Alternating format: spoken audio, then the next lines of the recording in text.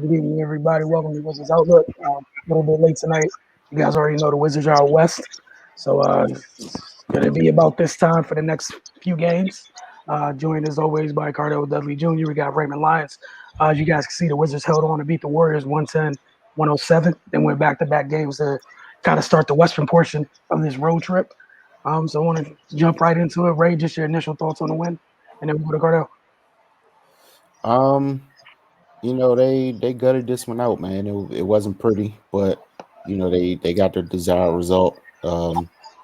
This is another game we saw Rui start out aggressive, and I think his fast starts, coincide with the Wizards getting out the blocks at a good pace.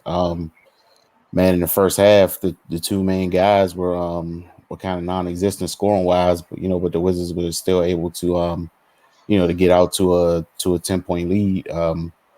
Robin Lopez, man, like that little baby hook is causing problems everywhere. But like what I liked about it was Russ and Brad, they didn't force anything.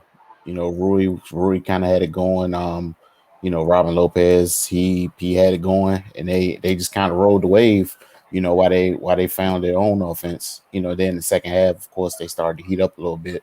I mean, they're going to eventually find their points, but I think I think that's important. When you got two guys like that who are very capable of scoring, that are kind of having a tough go at it, but you had two other guys pick up the slack, and they just kind of roll with it as it was working. And that helped them get out to that lead. And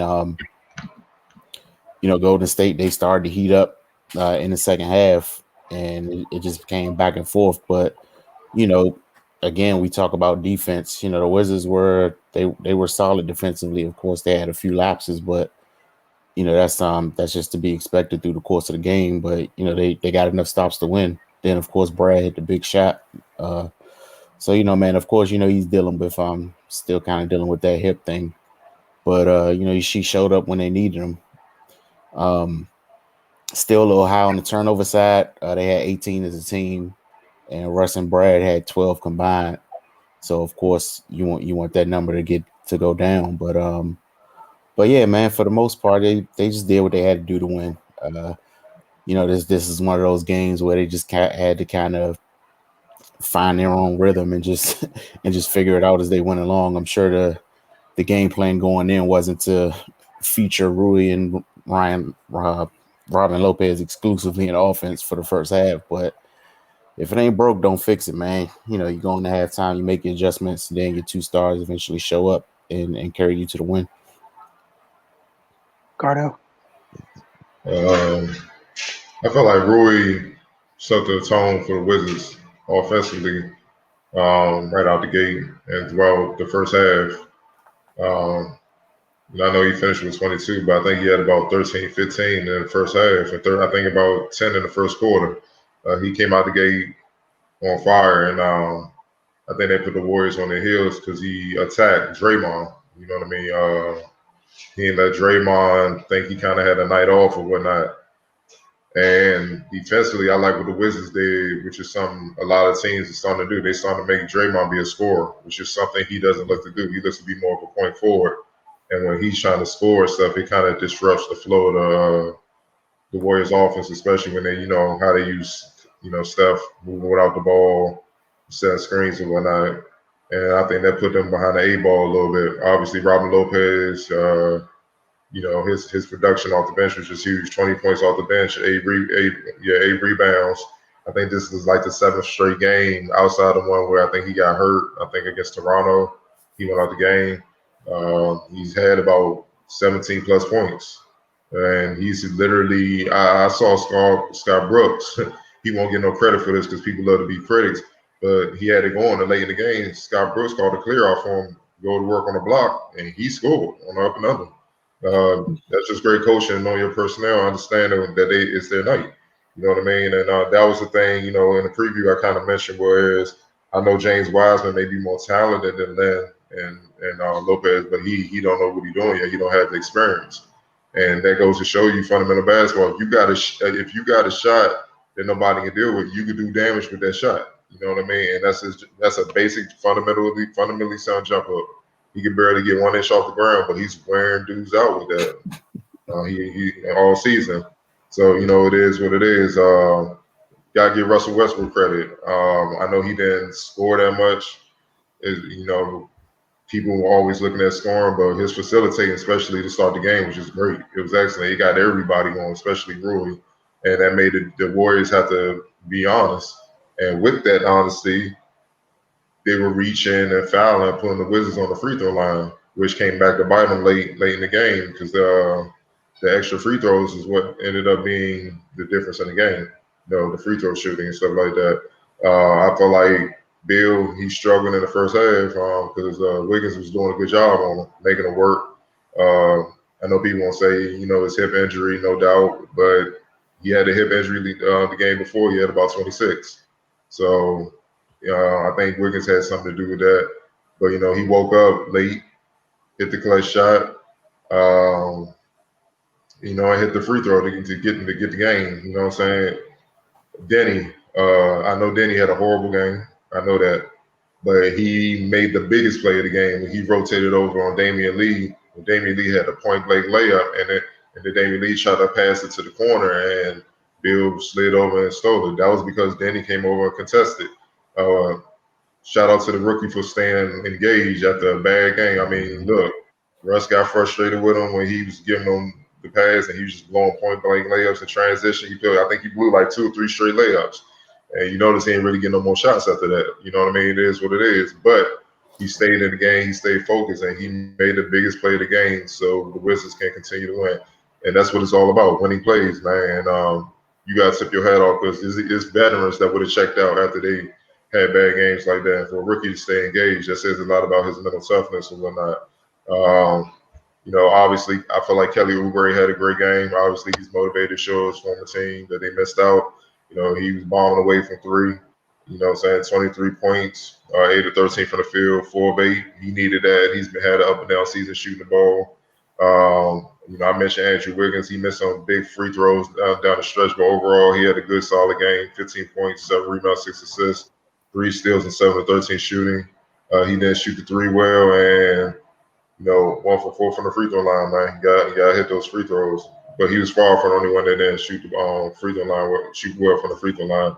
Overall, the Warriors shot 14 to 21, and that was 66%. But they put the Wizards on the line 24 times, and they shot 19 times.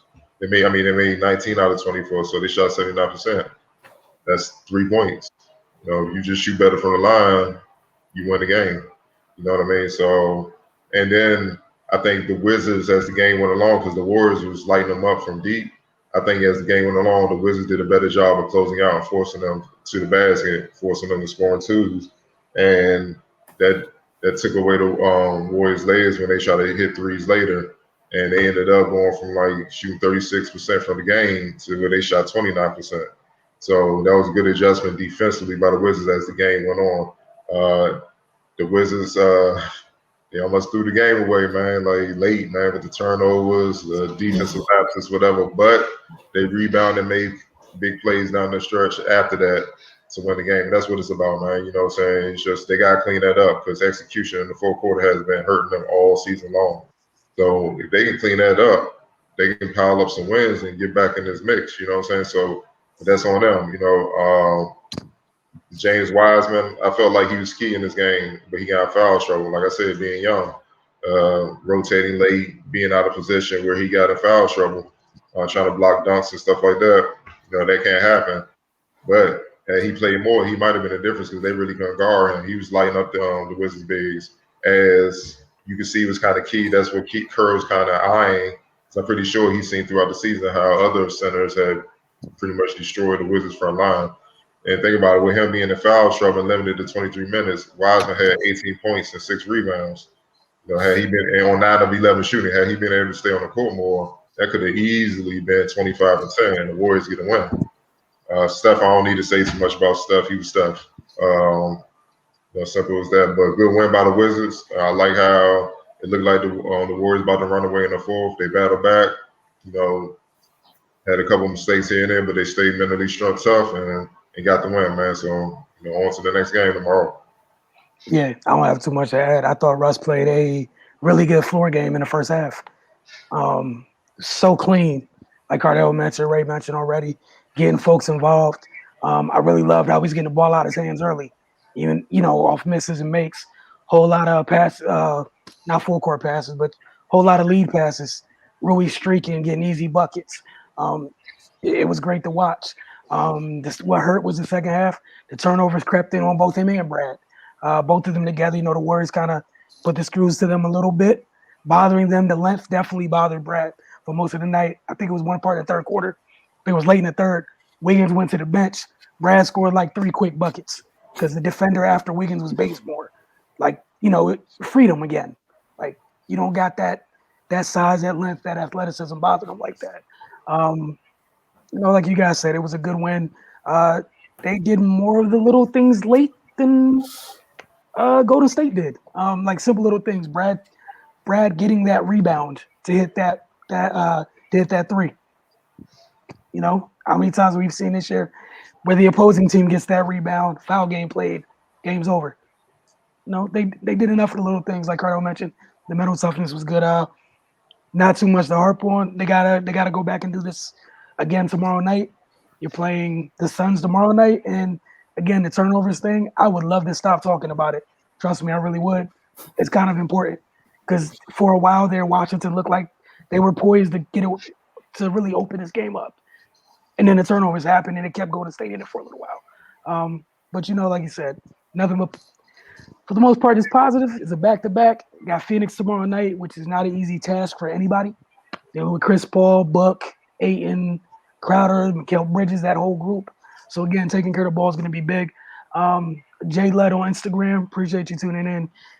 I'm gonna read his message. His comment was that it's more enjoyable listening to you guys after a win. Man, it's more enjoyable getting on here to talk about them after a win. So feel the same way. Did you guys have anything you want to add to this game specifically, or head into these comments real quick? All right, cool. We'll be real efficient because this West Coast time thing is hurting. Not conducive to anybody right now. All right, we got a lot of comments going to get through them. We'll start with you on this one, Ray, and then we'll go to Cardell for the next one in terms of who's starting. It's from GB03. How are y'all going to make excuses for Wall? I'm sorry, but when it comes to Russ, there should be no excuse. Also, y'all said what has Russ done that Wall hasn't done? How about going to conference championship games? Whoa, buddy. I don't think we've ever made excuses for anyone. So I'm not sure, where that first sentence came from. I think we've pointed out the strengths and flaws of both players, at great extent. I think if anything, I wouldn't say we've exonerated Russ, but we've given the caveat that this team isn't conducive to him maximizing his talents. So, I think people just need to listen a little more attentively. And what has Russ done that Wall hasn't done? How about going to conference championship games?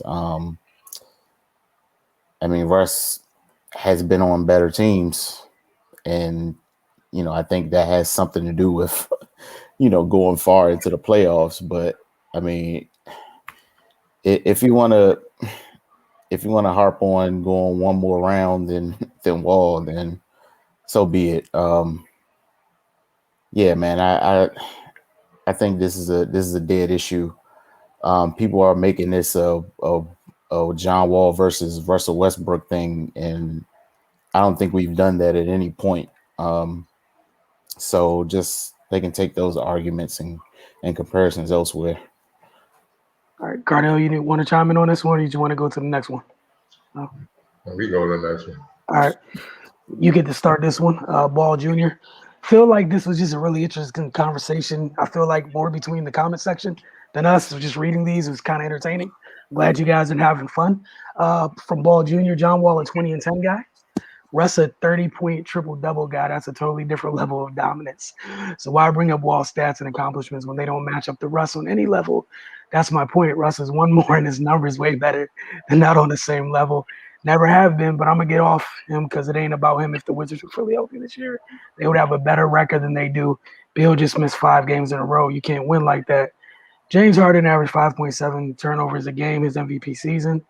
LOL, and 5 turnovers another year. He got the most turnovers all time in a playoff game. How he ain't having big turnover games?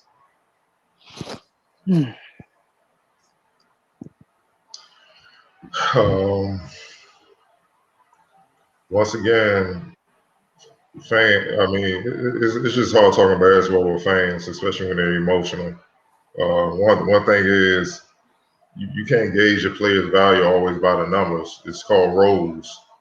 What the Wizards needed out of Wall is totally different than what OKC or Houston needed out of Russell Westbrook, depending on the personnel.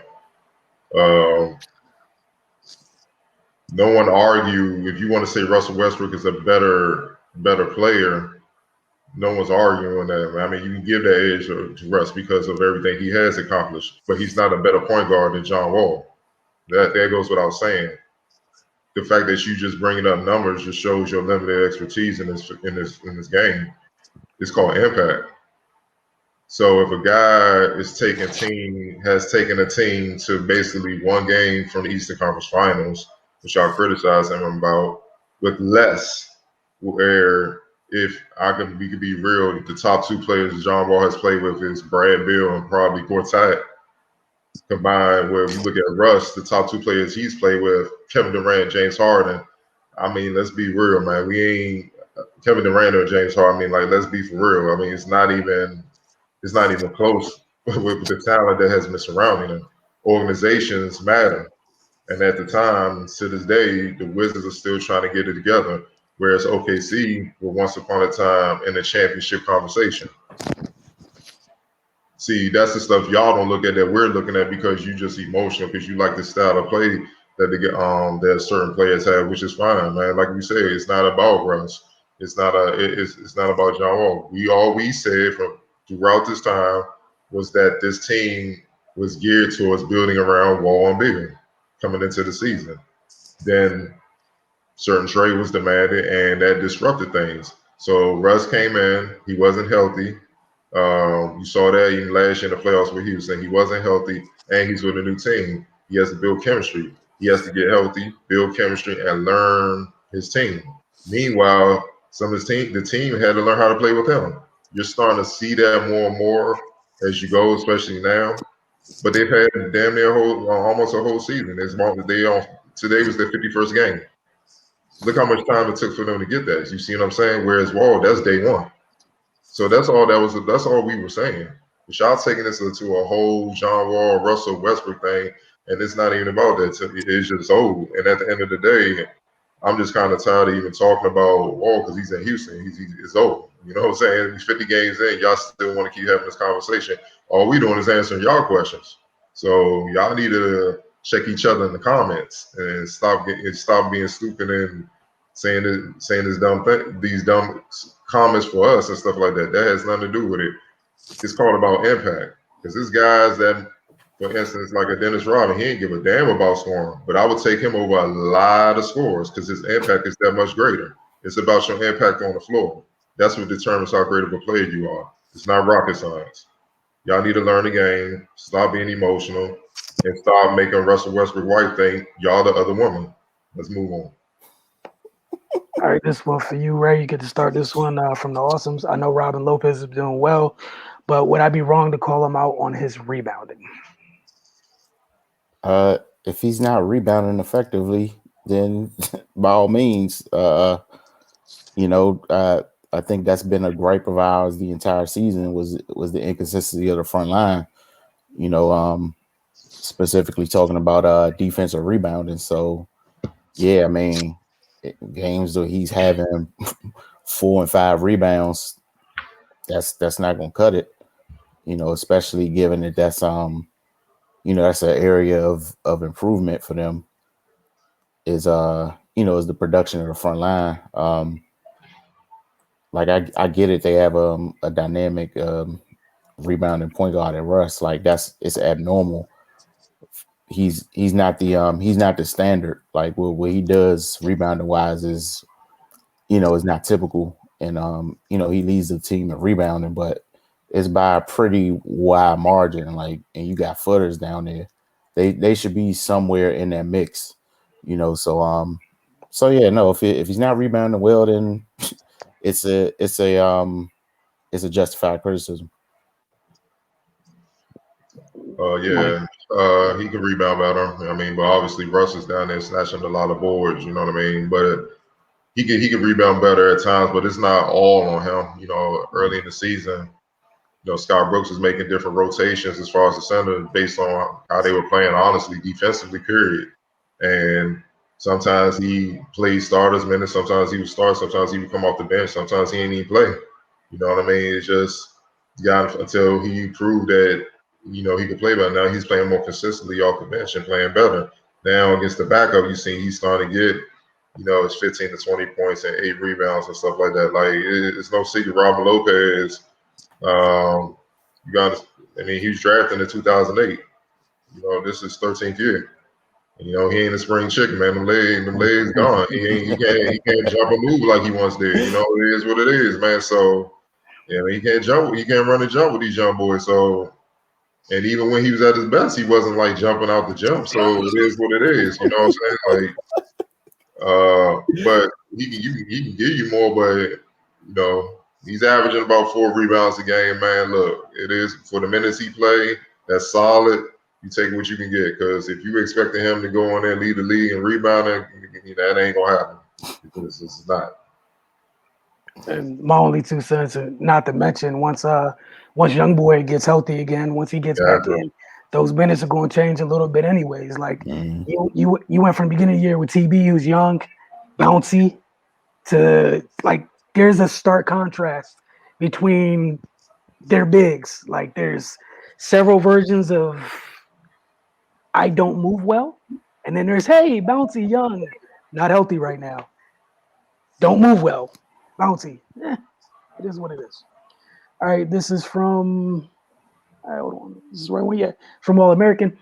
Y'all need Wall back because you keep trying to compare him to Russ. He's an amazing player, but it's not close. You want a person that's getting over 10 assists to do more facilitating, averaging more assists than John Wall, than people like to compare him to LeBron. When LeBron is 6'9", 250, and Russ is only 6'3", 200. If LeBron had the ball in his hands as much as Russ do, have as many turnovers. But the difference is one plays point guard. The other sometimes plays the one position. If Russ had LeBron weight or height, it would be just as good, if not better, than LeBron. In my opinion, he's had some good teams. But no one man is there by himself. He needs that team to ball out with him, plus a player off the bench like all championships in the past. I want to know, honestly, how's getting rebounds, assists, and points hurting your team in any way? If everyone on the team did that, they'll look like the Globetrotters. All right, I'm going to go ahead and break ranks right here. Everything you said, I don't know. Maybe it was directed to somebody else. I don't get it. Yeah, I don't. Russ isn't Bron. He'll never be Bron. Bron will never be Russ. Also, not one time have we ever come on here and been like, he's getting triple doubles. It's horrible. No, we've been like, the turnovers need to be down. It's been a consistent message here. And it's kind of like you skipped over the part of everyone here has called him a surefire Hall of Famer. Everyone here thinks he's one of the best rebounding guards of all time. How do you skip over that stuff and get to whatever the hell this was? Y'all have to understand that you can like someone and still call out things that they do wrong because you hold them to a high standard.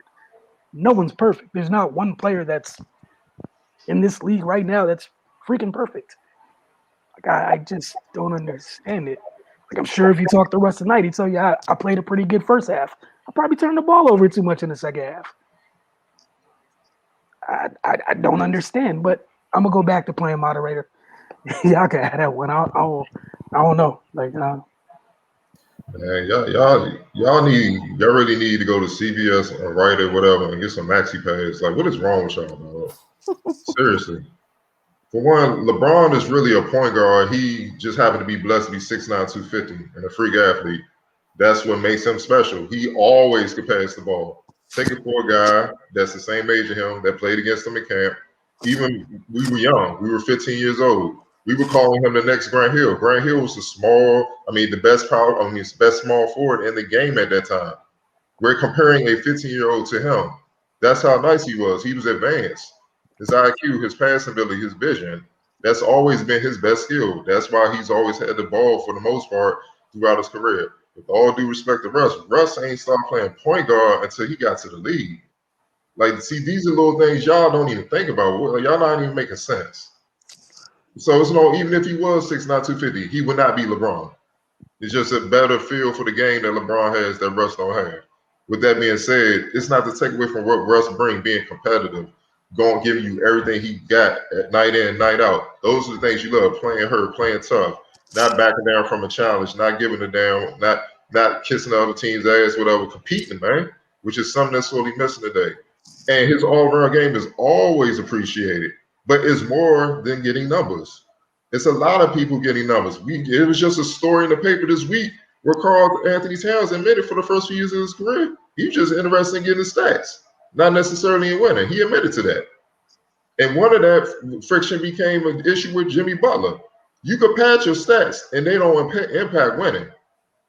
You feel what I'm saying? Which is some people have said about Russ. I'm not going to go there. I'm not going to question the man's integrity stuff, especially with KD and all those guys left. He had to do what he had to do to lead them back in the playoffs. So I'm not going to go there. But it's more to the game than numbers, man. And, you know what I'm saying? Put that back up. I got you. Okay. All right. You saying Wall. Here's some facts for y'all. For Russell Westbrook's career, he averages 23 points, 8 assists, 7 rebounds. John Wall's career, he averages 19 points, 9 assists, and 4 rebounds. So Russ only averages 3 more rebounds than him, and John Wall has the edge in assists overall. And this is with Russ going crazy, averaging a triple-double basically over the last 3 or 4 years. That tells you the floor general that John Wall was, and he was playing with far significantly less talent than Russell Westbrook was. I mean, damn, Kevin Durant alone can get you 6 or 7 assists. And I hate to burst your bubble, but these are facts also. During the days when OKC was at their best, when they had the 3-headed monster, young Russ, young KD, James Harden, in the clutch, James Harden was running point. Yeah, I know that hurt some of y'all feelings. It's a reason for that. And that was the coach now putting him in that position. He was a better floor general out the 3. So what are we talking about here? You want to say all the numbers and all that? Well, I just gave you some facts with career numbers. The numbers are damn close. But one has been playing with far less talent. So what if he played with the talent that Russ has? Might be a different story. So y'all got to cut this out, man. Our job is to get on here and analyze and be fair and talk basketball, not to cater to what y'all want to hear or see. Y'all can go to these other people for that, man. Like we got a job to do, and we're gonna do our job. That's why we're credentialed, and that's why y'all at home watching. So it's levels. It is what it is. Y'all can take it how y'all want to. My bad. All right. Ray, you can start with this one from Amari Von Nelson. A bunch of Russ fanboys on here. LOL, it's facts that this team was built more for Wall, evident by our shooters, needing perfect setup passing to make shots other than inconsistent as pretends. I still prefer Russ because of the effect he's having on the young in the field. But damn, let's not act like Russ shouldn't have developed the jumper, make better decisions during the game by this point in his career. Amen. Amen. Hey man, yeah, you can't put it much plainer than this. Yeah, man, it is a lot of Russ fanboys on here, but yeah, it's obvious that this team, as we've said a million times, as was said by the franchise themselves, this team was catered for John Wall's skill set. And yeah, man, like and he said I still prefer Russ, and that's fine. Like everybody is entitled to their opinion, but yeah, man, Russ, his deficiencies are glaring given the construct of this roster and the fact that he's not the player he once was. His athleticism has dwindled a little bit, and his explosiveness. Like MVP Russ was able to cover for a lot of things. So this is not MVP Russ we have right now, and and again with the less talented roster, even though that OKC roster wasn't loaded with all stars, but yeah, man, he's just older at this point, and it's become more obvious what he lacks, in a space where what he can't do well is magnified by what he's surrounded with. So yeah, man, I mean, it's not really too much to dissect with this comment. It's pretty much mirrors our sentiments that we've been expressing the whole time. All right. Gardell, you want to chime in on that one or not? That's it, man. Amen. All right. Ball Jr., y'all need to be happy y'all getting the Russ who is matured and not out here trying to go for 40 every night because y'all would really have a problem with him. Lord, Amari Von Nelson responded to Ball Jr. Hell, I have a problem with them now. Love the triple doubles and consistent Jordan-like effort, but his turnovers and shooting are a huge problem. Ball Jr. said we'll get somebody better. It's fun watching y'all in the comments. That's all I got. We appreciate the engagement and y'all tuning in, but clearly the comment section has a lot going on. Again, part of this wonderful back and forth. Russ is the best thing. Russ is the best thing that ever happened to the Wizards. The front office needs to put a team around them. You'll see that. All right. Y'all need prayer, man. Slide to the next. Y'all need prayer, man. I'm trying to hold my tongue because I don't know if this is a kid or not. Could be some teenagers just rapping, but look, man. But the boys are the man's a Hall of Famer. He's the first ballot Hall of Famer for the millionth time. Can't take nothing away from what he has accomplished or whatever. But the best thing the Wizards front office that ever happened to the Wizards front office, that's a bit of a stretch considering that they're like still damn near 10 games under 500. I gotta check the record again. Y'all gotta relax. I mean, this is what we're talking about, man. And let this be known, this will be the last show we address this damn John Wall, Russell Westbrook thing. We got to focus on the players that's actually on this team right now. But until they play Houston again or whatnot. But y'all got to chill. Russ is a good piece, but this is Brad Beal's team. This is who they building around for the time being. And as much as Russ accomplished, I think Rui's right there as far as priorities, as far as the organization goes. Because they drafted him last year and they trying to develop him. You see what I'm saying? So the best thing, wow, that has ever happened. I mean, damn, dog. I mean, so he's better than what Wall did. He's better than what Gil Arenas did, Karan and all those guys. Better than Chris Webber, Damn, dog. Man, you gonna make me go all the way back to when they won championships, Wes Unseld and all those guys. He's better than them. Man, come on, man. It's too late for this. Go ahead. Yeah, all right. And again, it's currently 19-32. Tied with the Cavs, 16.5 back at the top of the East. 16.5, mind you. Last one this night. LOL. This talk with Russ and John should stop. People should focus on the current status of the team. Appreciate both guys while they're playing. Glad that guys got back in time for us to make the final push for the possible playoff. We won this game and hope we can get some continuation. I still believe we can get in the playoffs after it's all said and done. Problem I can see now is a rotation, but hope coach gets to figure things out. Should shorten it about 8 to 9 players maybe for that last push. A lineup of Rui in the middle or a small ball might work. Love to see him on the post a lot like Kawhi. Then do some Luka plays for Denny when the second unit is out. I'm gonna take it that he means letting him be the primary playmaker. Saw a glimpse of him facilitating, posting, doing some flexing tonight. We should let Bill and Russ most of this stuff when they're out there, but would love to see maybe a minute or two that Denny and Rui be the focal point?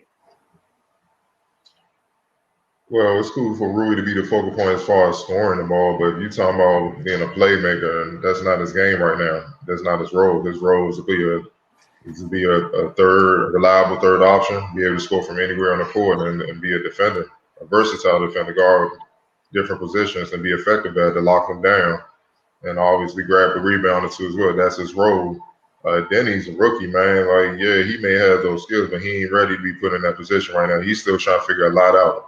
You know what I mean? Like, he was blowing layups tonight if you didn't see it, stuff like that. So he's too up and down for Brooks to put him at point. You know what I mean? And we just went through about a million comments talking about Russ shooting and stuff. So when he's off the ball, you basically lessening his impact. Bill's fine because he can do it all. That's why he's the best player in the team, and that's why he's an all-star. But as far as the second unit, you got Ish Smith to handle that load as far as running, second string point guard or whatnot. So that's why you signed him. Then he needs to focus on just trying to be the best he could be with the position he's playing as far as being a versatile three, because he hasn't even mastered that yet. Playing point guard is no joke. You quarterback in a team, and you got to make quick decisions to maximize what guys are doing or whatever. You got to recognize matchups. You got to get guys in spots where they could be effective or not. Denny can't even get himself in spots to be effective all the time right now. So how are you going to expect him to run a team to do that? So y'all got to be patient with Denny. He's a rookie. He got flashes. He's going to be up and down. He's having a typical rookie year. Be patient with him. And, he's a worker. He should figure it out sooner than later. Ray, you chime in or no? Not too much to add, man. Just again on the Denny thing, like a lot of people have a problem with how Brooks is using Denny. Like, first, I'm gonna ask, how many of y'all ever seen or heard of Denny before the draft? That's one. And two, when he's on the floor, like Cardell mentioned, sometimes he look a little lost, and it's like sometimes he a deer in headlights. Like, playing in the NBA for the first time is a learning experience, man. That it is going 100 miles an hour out there, and it's a lot to process at once. So calm down. Like, you don't throw him to a wolves like that. Just give him the ball and tell him to steer the ship like that. I don't even want to know what that would look like. So yeah, man. For Wizards Nation in general, just be patient. Give Denny some time, man. He's 19 years old. Like, it'll come.